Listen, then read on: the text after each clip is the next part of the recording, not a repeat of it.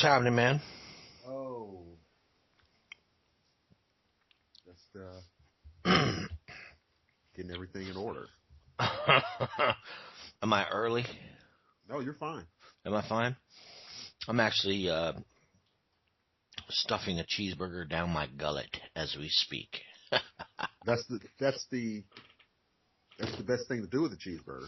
It is, actually, and I try to do that at least twice a week. Yeah. It's one of the great contributions, I believe, of the American culture to world cuisine. And I do believe it was Americans that popularized it, although... Of course. Although I think, I could be wrong in saying this, but I think that that it was the Irish that actually first came up with the actual hamburger. Really? Am I correct in saying that? Do you know anything about that? I've heard some permutation of that, but so many people have told so many lies about it. You know what I mean? Yeah. I mean, at this point, I really don't care. As As long as it has American cheese and bacon on it, I'm all set. So I make this. I concocted this thing. I call it beggar steak and beans. Ooh. And it's kind of like a concocted peasant dish that it tastes really good and it's really cheap to fix. Okay. So you get, a couple of pounds of ground beef. Uh-huh. See, it's already a winner. Uh-huh. Red onions. Uh-huh. Okay. Green peppers, all diced. Uh-huh. And you make, I'm not going to say, you're not going to make patties, but you're going to make rough, crude, steak-like proportions. You can grill them. You can drop them down in a skillet or whatever. Now, the way you serve it, you serve baked beans on top of it. Whether you like, I don't care whether you like, Van de Kamp's or Steakhouse, whatever, whatever your favorite baked beans are, pork and beans or whatever. Uh-huh. You basically layer them on top of these beggar steaks. And that's all there is to it. It sounds actually delicious in part. It's crazy delicious. What you essentially have there at the beginning, what you're making your patties out of, is a goulash base. Yeah. And without the tomato sauce. Right. No, none of that. Obviously, but I mean, if you want to pre-mix, when you are mixing up your beef and onion concoction, if you want to drop a couple of tablespoons of whatever your favorite steak sauce is, or Worcestershire, or those type of things, go right ahead. If you want to sprinkle in some cayenne pepper, go ahead. If you want to dice in some jalapenos, I encourage that. Oh man! But you pour the beans over it, and you eat it just like that. It's beggar steak and beans. That's crazy delicious. That's a camping expedition meal. Yes. If I ever heard of one. Yes, it is. Yeah. And it's a camping expedition meal. It is a, Friday night, we're not going anywhere. We're not doing anything. We're going to watch like 7 movies back to back to back. Oh yeah. One of those type of, yeah. Uh-huh. But, and it's like, cheap.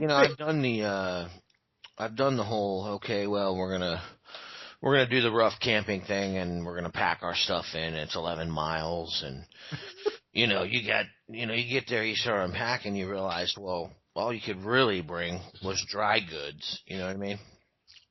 And there's only so many granola bars and power bars you can chew on.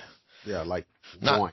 Not to mention the fact that you basically hike 11 miles away from where the Sasquatch are at the front entrance of the park in the first place. So, it's like I just hiked 11 miles so I could spend 3 days drinking warm, piss warm water and eating granola bars while the Sasquatch are up front watching all the tourists, Yeah, on the main trail. Yeah. Yeah, I'm telling you. Yeah. No, man, I'm not doing it. I'm just not doing it. So when we go, Yep. we go with ribeyes or some New York strip, and we go with several pounds of bacon and some decent coffee. Coffee is a must. There's no point. And this is just me, but really, there's absolutely no point to even trying to attain consciousness without coffee. Never mind transcending. I mean, and here's the thing: if you don't have coffee and you're approaching me, and I haven't had my coffee, just come back at lunchtime. You know what I mean? I know. Because it's going to be about that time before my attitude improves. No, absolutely. I mean, I'm having a cup of coffee right now because I got a nap in today. I couldn't believe it. I finished at about 4 o'clock. All right. With our little editing debacles with YouTube, and they still haven't. They still are censoring our show on Orlando. For one reason or another, I cannot load the titles. The show will play. I just can't show you what it's actually about. So I did just a brief explanation on Agenda Earth on Facebook, and so if you see a show there that says YouTube and there's really no explanation and there's a blackout where the thumbnail is, that's our latest show on the Orlando tragedy, and also I think we did go into some of your interviews with Stanton Friedman and the Roswell flap as well. Now, luckily, because I posted it on the Institute Facebook page, and it's got 180 views over there.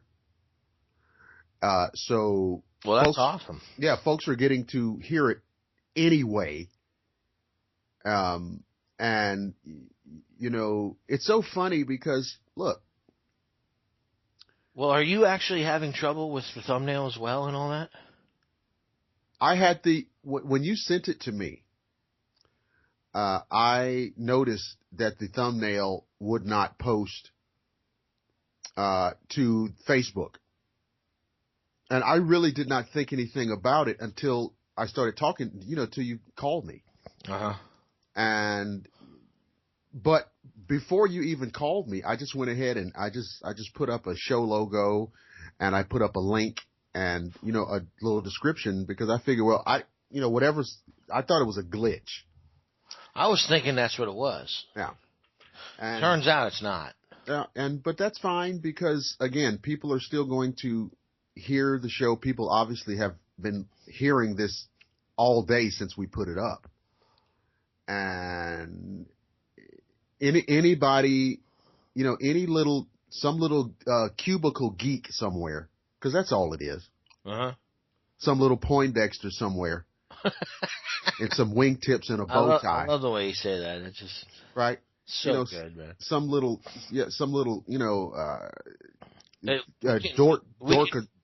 we can refer to him as an insignificant.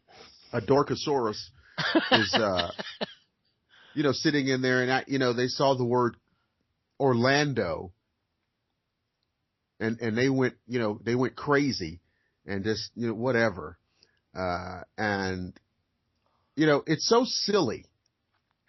It's so silly to imagine that the gravity of that event, you think, is not going to get coverage and commentary through the social media, through the independent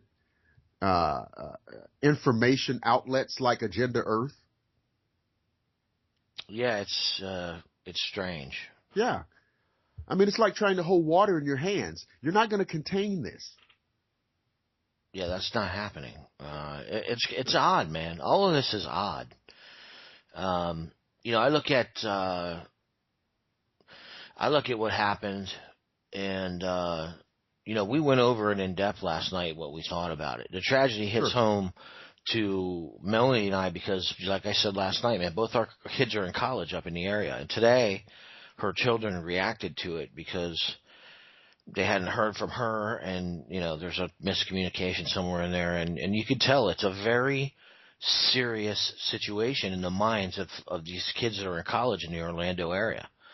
There's no getting around it, man. I mean, this is a serious issue, Yeah. and yeah, I don't know what's going to happen with all this, but I just hope for the best. Well, I hope that the what Dr. King called the eventual triumph of reason, which I've referenced many times, and there is no example in history. There is no example in history when the worst and darkest fears of people, when played upon and acted upon, there's no example in history where that turns out well. No, of course. Now, when we start to get into our subject matter for the show this evening, we see the complete reversal of that symbolism. We see the antagonist and then the protagonist, and we see that inevitably in most films that we view, the protagonist in the very, very late in the game manages to pull it out for the people, and good overcomes and good triumphs, which I would love to believe in wholeheartedly in reality, but that does not seem to be the case most of the time. And it's unfortunate. Or if it does happen, there's a repeated, there's a repeated martyrdom that's, I believe, unfortunate involved in any kind of significant change, and that's unfortunate. Yeah. There's a very the cost of change is high. Yeah, and that change is inevitable. Yeah, that's for real. Yeah, it's inevitable, and we cannot. I don't believe we are, but I'm just saying for the purpose of rhetoric.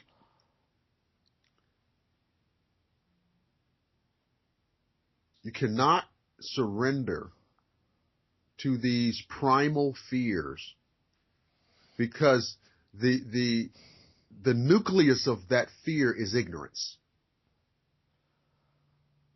It does come down to that, doesn't it? Yeah, at the core, the DNA of that fear is ignorance. Yeah, and here's the thing. I'm human, obviously, so I experience these things myself, and it really only requires a small amount of introspective examination and self-awareness to understand that when I walk into a store that is owned by a foreigner, and I view the person at the counter, and they're wearing, a religious, some type of religious headgear. I'll just put it that way. Religious, clothing, denotation, that kind of thing. I feel uncomfortable, and I have a tendency with where I am in my life, and really my second life. I've learned with the first one, and I'm in the second one now. You know what I mean? I'm living the second one, and I look at my second life, and I say, well, these are the things that normally would prompt quite a bit of thought, and a lot of it wouldn't be good.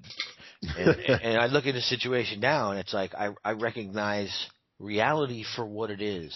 Yep. Instead of dwelling in the illusory upstairs in my head, I take a long, hard look at the reality of the fact that this man works 12 to 15, sometimes 17 hours a day to run his own business. He's an entrepreneur just like you. He works his ass off. He works hard. He has his own family. Right. Oftentimes there are family members in the store with him because, they're all trying to participate. And not only that, but and going to these same establishments over and over and over because they're in our neighborhood, you begin to develop relationships with these people. Oh, absolutely. And I believe that's a crucial part, an integral part of beginning to understand other cultures. And I'm yet to observe any type of offensive behavior from any individual like this. And I think that this is definitely not the same type of situation where, we're talking about with Orlando. Right. I mean, this is one of them sneak attack things. This is like, Pearl Harbor deal. yeah, man. And this is not the first time. And I pretty much guarantee you the way the world's being run, it won't be the last time. And in watching what's going on in the programming on the subject, the way you and I tried to counter that with a more intellectualized look at what was going on, and the separation of culture and the promotion of racial division and religious separatism and all of these things, the bias and they're really pointing and poking with red hot pokers at the old American way is disappearing, and I feel that in myself, but I also understand that the world's changing, and it's gonna change, and you can either let go or you can get dragged, right. And that's pretty much the end of it. And you know what? I mean, I love your vocabulary, because see, here's the thing: the old American way, however far back we can push it, well, they always made the claim that was for everybody, when in fact it wasn't. Exactly. So what I see in some corners of our country is just people reacting to their own prolonged rhetorical hypocrisy. That's a very good point, because I mean, really traditionally, if you look at it, I mean, this goes back to didn't we talk about and this is perfect, because it spins right into our film conversation. Oh God, it's gonna. All right, I'm gonna take it right off into the film conversation. Just wheel it off, yeah. Here it is. Gangs of New York. All right. Martin Scorsese. You've got the natives, the people who were born here. We're not talking about American Indians now. We're talking about New York City, the 4 points. All right. And within that 4 points, and this is an obvious slum at this point. It's just it's ridiculous, was what it is. But you've got hundreds of thousands of Irish flooding into New York City at that time, and you've got an established population of people that were basically second and third generation Americans. First of all, right? So they're calling themselves the natives. And what we see in Scorsese's portrayal of that is the development of essentially the same thing that we see now in these religious groups. We see these gangs. That's why the film's called The Gangs of New York. And it's just basically, who are you going to fall in with? Where there were age groups that basically drew certain age groups of individuals. There were people with religious beliefs. With the Catholics had their own thing. The Dead Rabbits was primarily the Catholics, and then you had the good Christian natives, the God-fearing natives. It's been the same, and I just love the way Scorsese painted that up in modern day times to show us that nothing has changed, and it's all still the same. Mm-hmm. It's always been that way. So fascinating point that you bring that up, because in going into the films, in the symbolism that we review in films, and I'm a student of film like you, mm-hmm. I love film. It's a passion of mine, examining film, and not only that, but really reading what the direction and the writing is actually trying to convey. A lot of people watch a film and they walk out and they say that wasn't worth the time. It was, and it's taken at face value for entertainment. Right. But that's not typically entertainment. There are entertainment films, but typically someone doesn't spend 3 years of their lives and a couple $100 million to try to entertain you. Yeah, I mean, there's a message in there somewhere. You know what I mean? Some people approach their entertainment as a fix to be had. Yeah, that's true. Yep. And it's got to be satisfied. It's got to be met, or they're not happy. And so, if there's not X amount of explosions in the film, that's right. If there's too much dialogue and introspection and plot, and there's not, and of course for everybody, that entertainment quotient is different. It's very subjective. But, for people who approach their entertainment quotient as a hunger that has to be satisfied on demand, well, you're never going to be satisfied because there's only so many, there's only so many snakes on a plane type movies. Yeah, man. Yeah. I mean, which is a fun movie. Now, don't get it. But when I watch a movie like that, I know what I'm doing. I know what I'm getting, and I enjoy that for a couple hours. For its entertainment value. Right. That's all it is. And then there are other times when you look at a movie and it's got another value to it. It's got another aesthetic to it. I watched The Imitation Game recently, which is the one with the guy, the Cumberbatch guy. Yeah. And he's portraying the Benedict Cumberbatch. Yeah. Yeah. He's portraying in that film the historical figure Alan Turing, who during the Second World War basically cracked the Nazi Enigma codes. And however, he was simultaneously being I don't know how you say it. He was being persecuted in the UK because at that time in history, it was illegal to be gay. Right. And so while he was basically helping win the war, yeah, he was being hounded and contributing on a level that basically helped end it. Oh, without question. Yeah. And also basically giving us our modern concept of computing. Yeah. And all of these things. And I found it's not an action movie, but it's a story that a lot of people don't know, that a lot of people have never heard of Alan Turing, or I can't imagine that you haven't heard of the Enigma machine or any of that.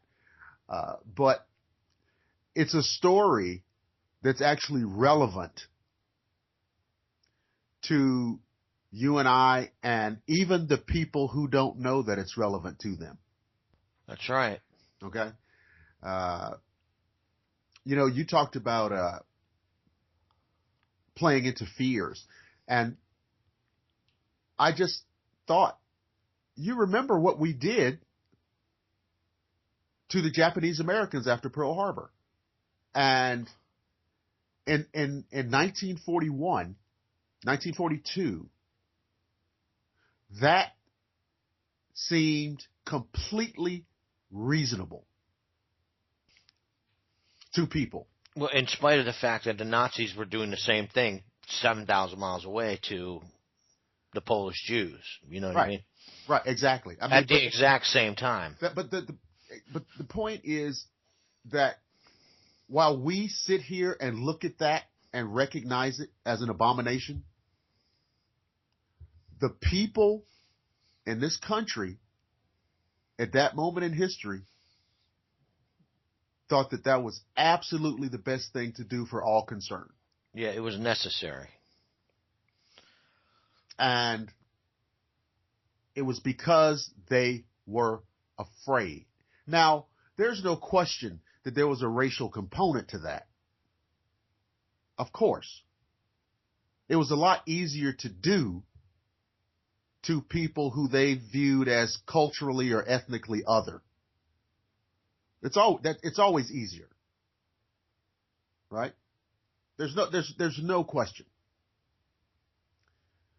But that's an example of a mistake we've already made. So, we already know what not to do.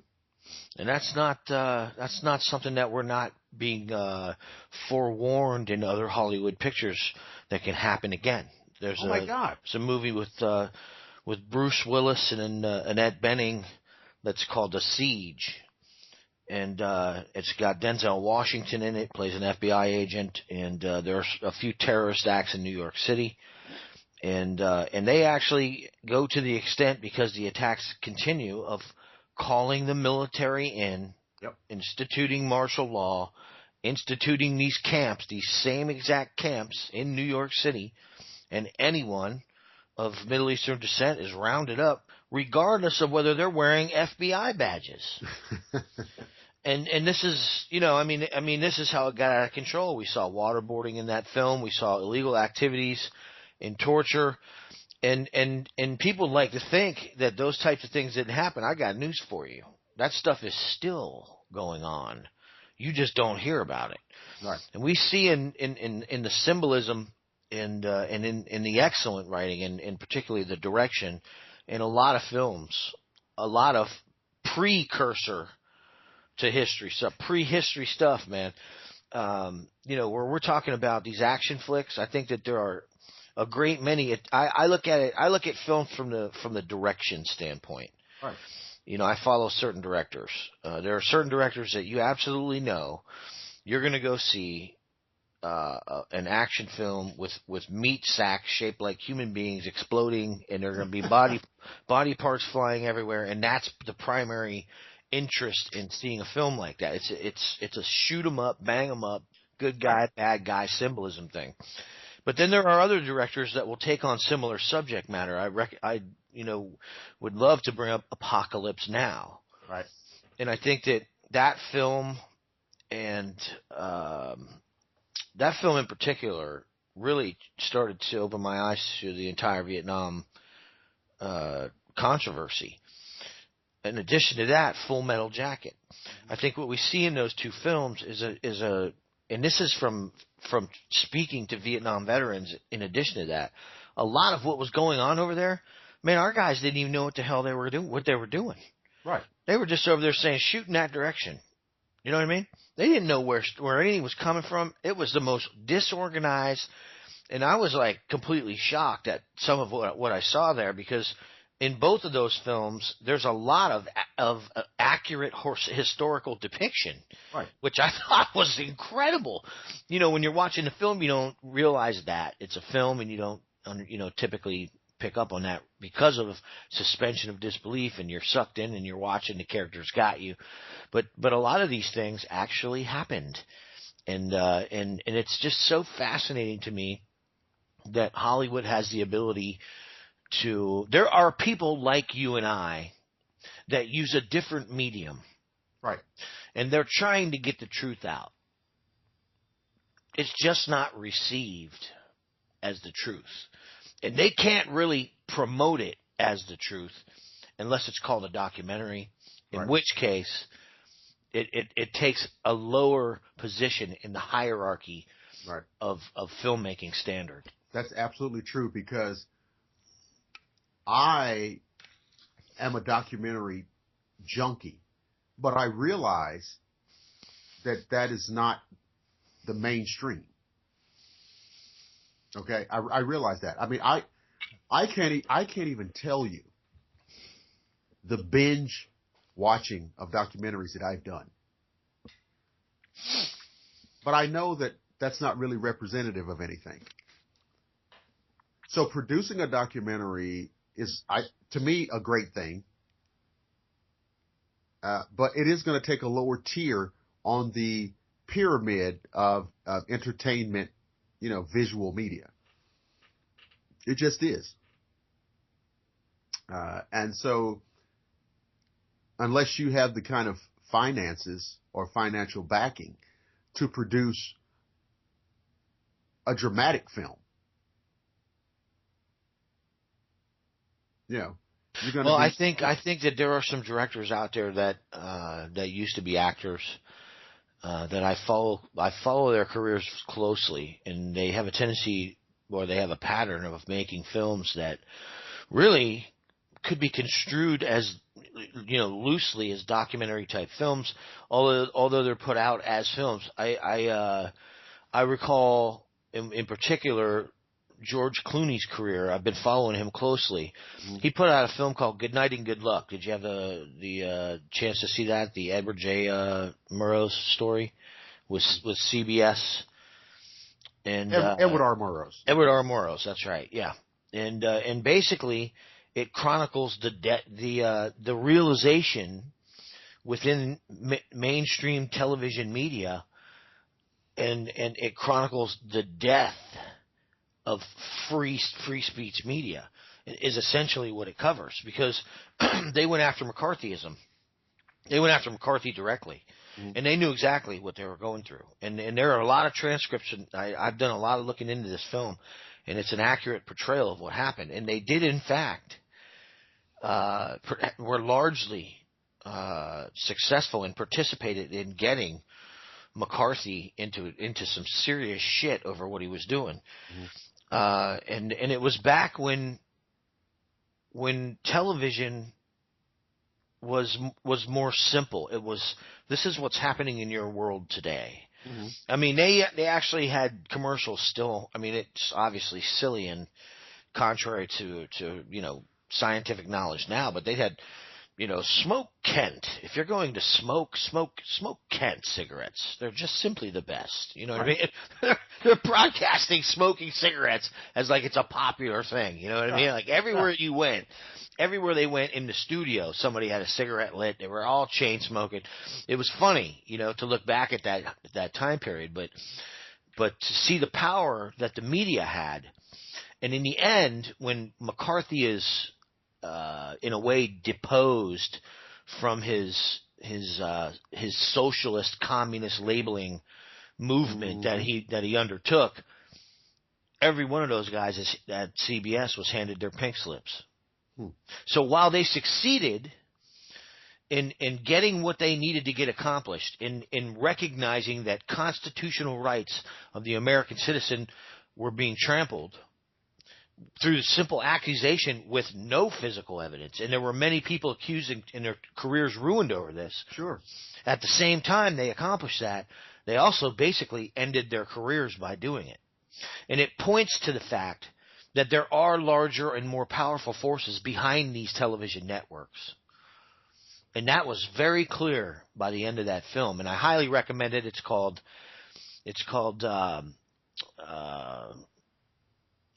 well, geez, I just said the title. What the hell? I have it. It's right here somewhere.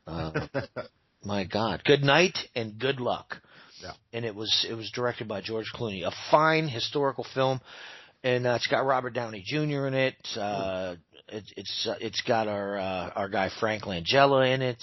Clooney's in it. Just a wonderful cast. They do a great job. And like I said, man, you want to talk about the death of free speech in media?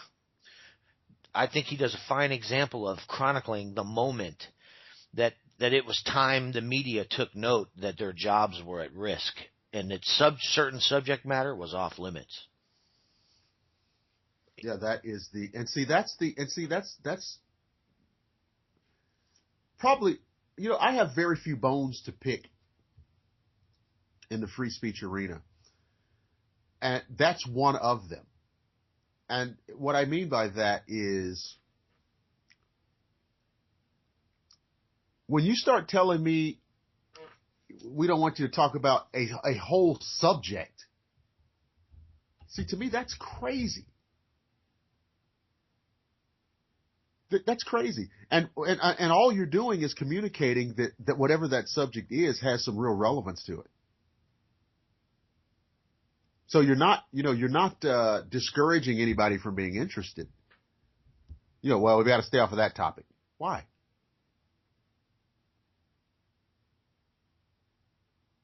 So that's one of my bones to pick on the arena of free speech. When you start saying don't talk about entire subjects.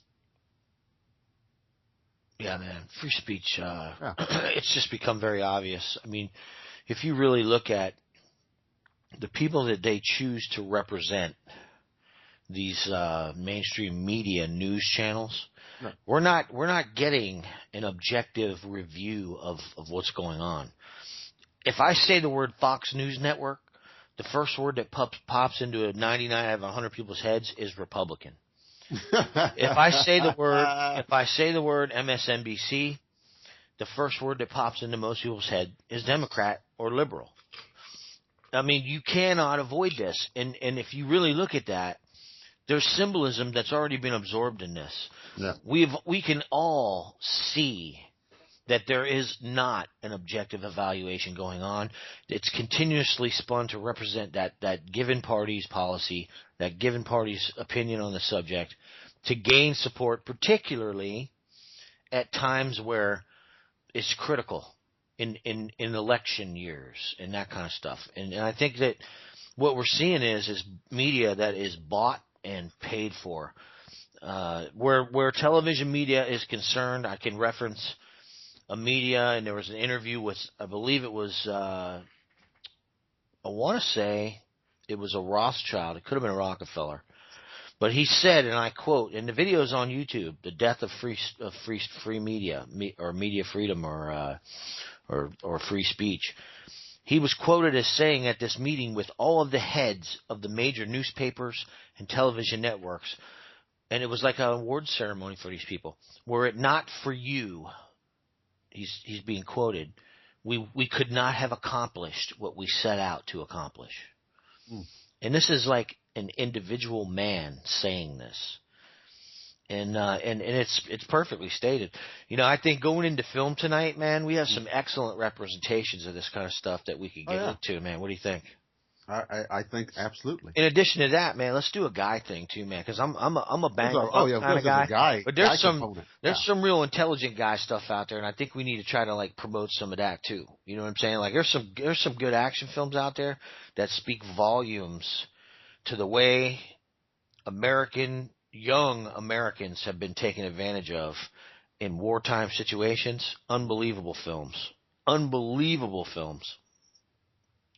Well, yes, and again, you know, I like films of this ilk because they can satisfy a lot of the action, part of things that can be exciting, and still, have historical relevance. I have seen, and having the background that I've had, I will gravitate toward like historical dramas or movies based on historical events. I will absolutely gravitate toward those. And I've seen so many. Some are better than others, as you might guess. Some are quite good and quite close to reality. Some are far off the mark with the accuracy, but still well made. Yeah, that's for sure. Most of them are like that, probably. Right. Actually. And some of them are so on the mark that they're just good by default. And give me one of your favorites. Let's talk westerns for a minute. Give me one of your favorite westerns. All time favorite. Well, no, there's no all time, but because I would feel I would be cheating somebody. So you love westerns. In some way, there are some I don't like. I don't like them across the board. But if I see some, there are two or three that for me are like go to. Like I could pop the DVD in any time and be perfectly satisfied. One we talked about is Tombstone. Tombstone with Kurt Russell and Val Kilmer. And Kurt Russell, of course, plays Wyatt Earp. Yeah. And if you've seen this film and don't know, his portrayal of Wyatt Earp is probably the best in cinematic history. I'll just tell you flat out. I feel the same way about that. That's as close as you're ever going to get to seeing and understanding the real Wyatt Earp. I thought it was phenomenal. Not just the casting, but what he did. Sam Elliott is Virgil Earp. Yeah. and on and on. Tom Lang plays Ike Clanton. Oh man, great actor. I mean Stephen Lang. I'm sorry, Stephen Stephen Lang. Lang, yeah. We got Stephen Lang. Michael Bain. Yeah. Michael Bain. Oh man. Uh. Johnny Ringo. Yeah. These people did a remarkable job in restraining themselves from sensationalizing a historical set of circumstances when they really could have. And no historical film is 100% accurate. That's not even reasonable to expect. But if you watch the film Tombstone, you will get a fair, accurate, reasonable, level-headed depiction of what happened in Tombstone. Yeah, in Tombstone, and that's all you can really hope for in a film. Absolutely, man. And if you want a precursor to the reality of Wyatt Earp, then Kevin Costner's portrayal is accurate in his pre-Tombstone days. Yes. Which I found to be interesting because the reality was he was just some confused kid who stole a horse. He was he was a horse thief. He was a horse and drunken horse thief, man. One of the things I think that really kind of played with his head was the fact that he was of an age. I mean, his age was positioned so that he was too young to fight in the Civil War. Yeah. Virgil went. James went. He was too young. Uh-huh. And it was still an age that had a very strong and strict code of honor. It was just before the onset of the Victorian era. American, you can call it antebellum. Yes. Okay. And I think, the fact that this young man was unable to go off on the greatest quest of his life, the greatest adventure of his life, to become part of a vast army, to put down the rebellion, to restore the Union, to emancipate the oppressed.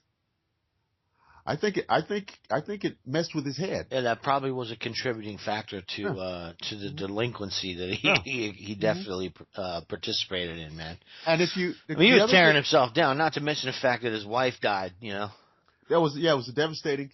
His wife died. He pretty much threw in the towel when that happened. But the rebirth that you see as a result of his wife dying and really him not giving two shits about being alive the next day is how the Wyatt Earp legend eventually was created. The Wyatt Earp that we know was created during that time period. Those were the incidents that led to that. And I between the two films, I think you get an unbelievable depiction of what was going on. I personally prefer Tombstone for those aspects of what happened later in his life. Yes. But the earlier parts where he was hooking up and killing buffalo and trying to turn his life around and how he actually got the badge pinned on him in the middle of the street that day for dragging that guy out of that bar. By the time he became law enforcement, by the time he was working in Dodge City, he was a certified hard ass. He was a feared man. And Dodge City, I mean, it was simply the kind of place where if you didn't take charge, you were going to find yourself on the bad end of some business. And the funny part of that is he brought the city into order. Yep. And then there were so many complaints about his brutality that he was fired. Oh. He took off, and then several months later, they came back and said, "You got to come back, man. This place is out of control again." He's like, "Sure, man, double pay." Right. Well, it just cracks me up, the whole thing. In Dodge City at that time, there was a set of railroad tracks, and there were people living across the tracks. They had built these houses across the tracks to kind of separate themselves from all of the rigmarole going on in Dodge City. And it was because of that the phrase developed. You know, he's from the other side of the tracks. You know, that guy's he's from the other side of the tracks. So that one goes back a long ways. Right. And so they were delineating that these are respectable people over here. Right. Now, both of those films are useful tools because they actually help eliminate some of the mythology that other Western movies created. And here's what I mean. In Tombstone, it was illegal to carry a gun in town limits. So it wasn't, you know, people were not walking up and down the streets with guns on their belts. It was illegal. It was illegal to be publicly intoxicated. Public drunkenness was illegal. It was illegal to ride your horse on the sidewalk, which makes perfect sense. Yeah, and these are all things that he implemented prior in Dodge City to bring order to Dodge City. Wow. And when they tried that in Tombstone, boy. Yeah.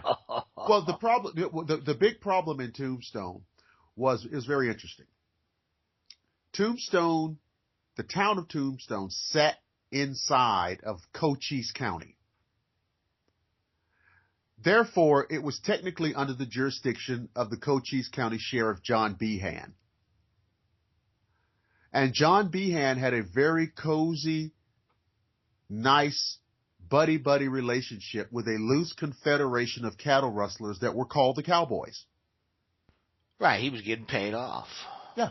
These guys were rustling cattle up from Mexico, selling it at incredibly inflated prices and making a killing. And nobody cared because they were stealing them from the Mexicans. Yeah. And they brought a lot of business money into the city of Tombstone, which was a bustling silver mining town. Hotels, restaurants, theaters, bars, casinos, all of these things.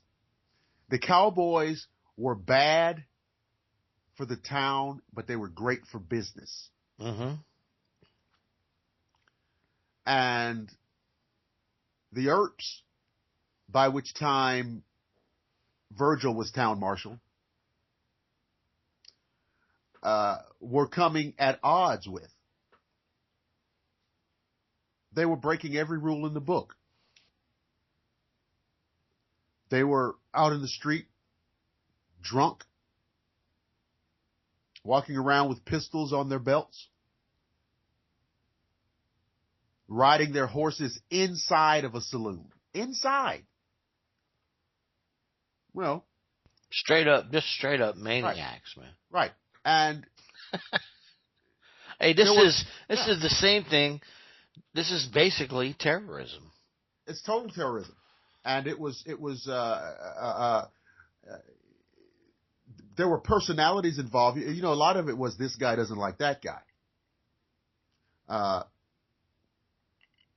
The de facto leadership of the cowboy factions were Ike Clanton and Bill Brocious, Tom and Frank McClowry. And they did not like Doc Holliday. And the fun part of that was that Doc Holliday was Wyatt Earp's best friend. It is great, man. Now, it's often been brought out by historians, and it is true, that there was a kind of miniature Civil War construct going on in Tombstone. The Clantons and the McClowrys were old Confederate sympathizers who believed in little or no government oversight. They just wanted a free for all. Right, organized crime. Arizona was a territory. The Earps were from a pro-union background, which believed in exercising the power of government to maintain law and order, the power of the federal government. And the two ideologies were at odds, as well as the individual personalities. And what you see in these films, what history calls the gunfight at the OK Corral is just emblematic of these two worldviews, these two constructs at odds on the American frontier. Yeah, it's like the old cliche. It's like an impossible force hitting an immovable object. Ike Clanton got drunk one night and said that he was going to kill the Earps and Doc Holliday on sight. I guess you all know that threatening the life of law enforcement officers is a little bit against the law. Yeah. Virgil Earp locked him up. Yes, he did. And the Cowboys somehow were incensed by this. And so you can see this something spiraling out of control. They have all kinds of words with each other. Because it's a war of words at this point. Oh, yeah. And it's at that point that Wyatt actually gets involved. Well. Yeah. When Ike Clanton continues making these threats, these public threats. Again, we're living in a time where a man's honor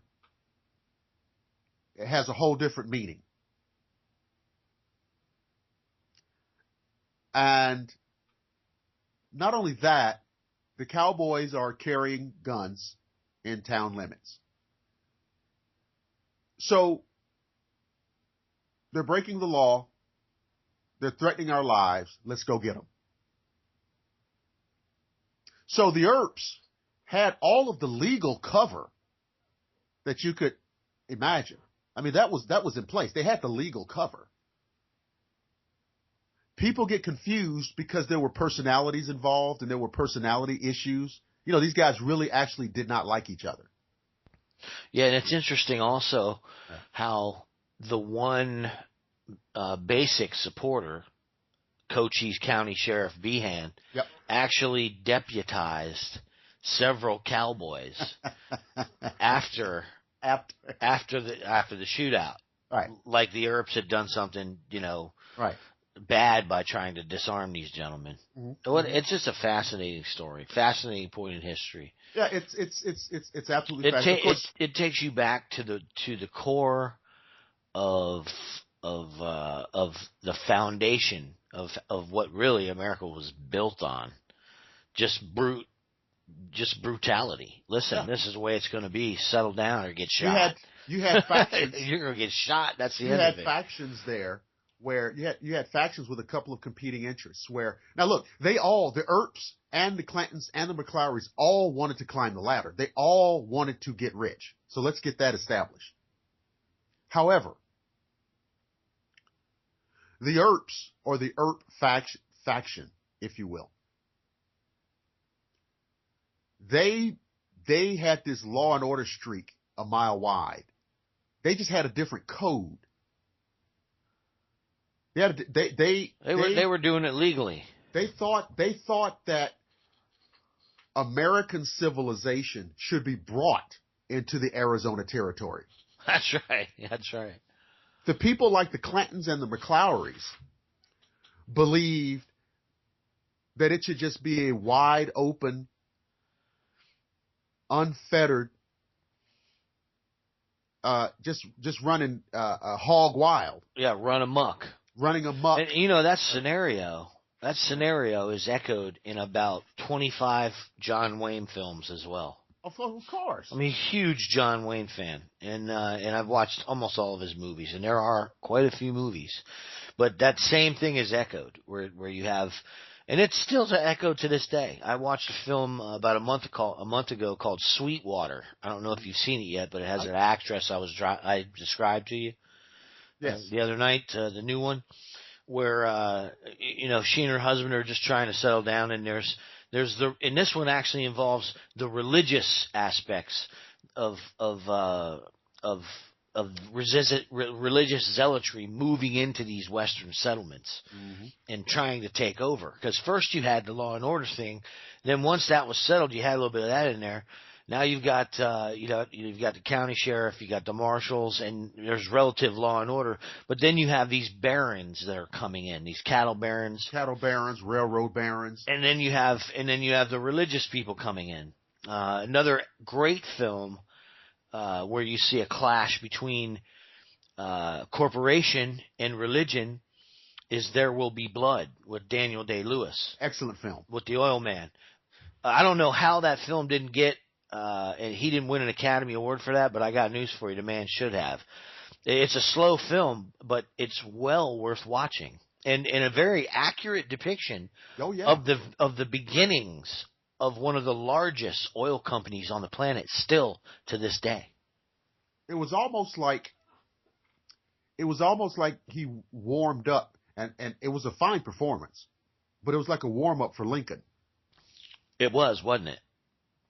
Okay, because like even before I saw Lincoln, when I read that they had cast Lewis, I said, "Oh well, this will be fine." Absolutely, man. This guy can do anything. Yeah. And did you by chance have a chance to see my left foot, my own left foot? I don't think I where saw he that. played the painter with cerebral palsy that painted with his foot. He won an Academy for that one, but incredible performance by Daniel Day-Lewis. Highly recommend that film. Unbelievable film. One of our really fine actors, and I respect greatly the fact. Have you noticed he takes a lot of historical roles? Oh, he does, definitely. Yeah. I mean, going back to Last of the Mohicans. Oh man, fabulous film. Yeah.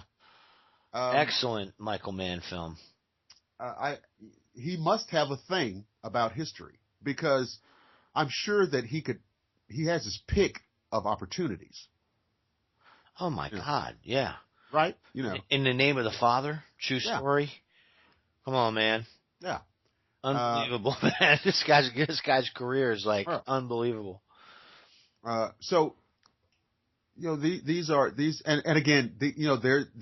all guy films. I mean, if you don't think, There Will Be Blood is a serious guy film. Okay? Last of the Mohicans, serious guy film. Tombstone, serious guy film. So I love the fact that we can straddle the fence on this. Now, let me talk about the Alamo. Oh man, yeah, let's do that. Let's go there. Now, in 2006, I published a book on the Alamo,